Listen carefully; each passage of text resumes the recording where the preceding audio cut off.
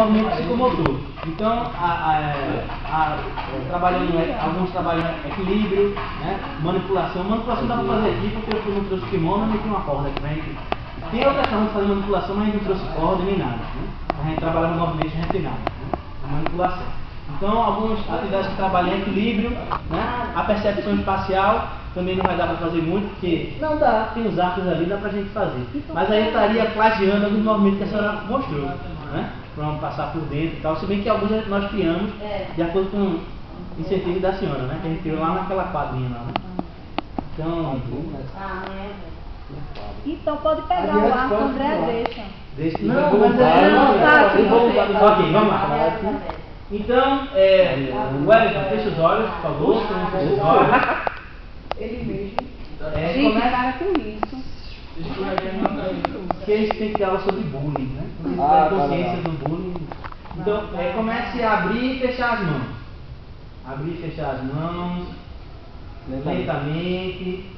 Vai colocando um pouco de força. Deixa abrir e fechar. Certo? Agora começa a chacoalhar a mão como se estivesse tirando água das mãos. Chacoalhar a mão, como se estivesse tirando água. Começa a balançar as mãos, tirando água das mãos. Isso. Sai desse corpo que não te pertence. Agora para. Certo. Agora, sem abrir os olhos, tenta tocar a mão direita na ponta do nariz. Certo. Pode baixar o braço. Agora a mão esquerda na orelha direita. Muito bem. Pode baixar o braço agora. Agora, abre os olhos. Começa a andar sem se preocupar com quem está na sua frente, sem se preocupar com quem está do teu lado, apenas circular, no caso do tatame, né? Pelo tatame. Começa a andar, certo? Começa a olhar quem está à sua volta, a situação que tem várias pessoas aqui, né? Então começa a olhar quem está à sua volta, a perceber o seu colega, olhar o que é que ele tem, os membros dele, superiores, vou usar essa linguagem, né? Começa a olhar para os pés dos colegas, como é que os coleguinhas andam, como é que você anda, certo? Agora, parou? De olhos fechados agora, vai tentar andar devagar para não bater, tá certo? Vai começar a andar pelo mesmo espaço e cuidado para não bater no colega. Vamos lá, andando.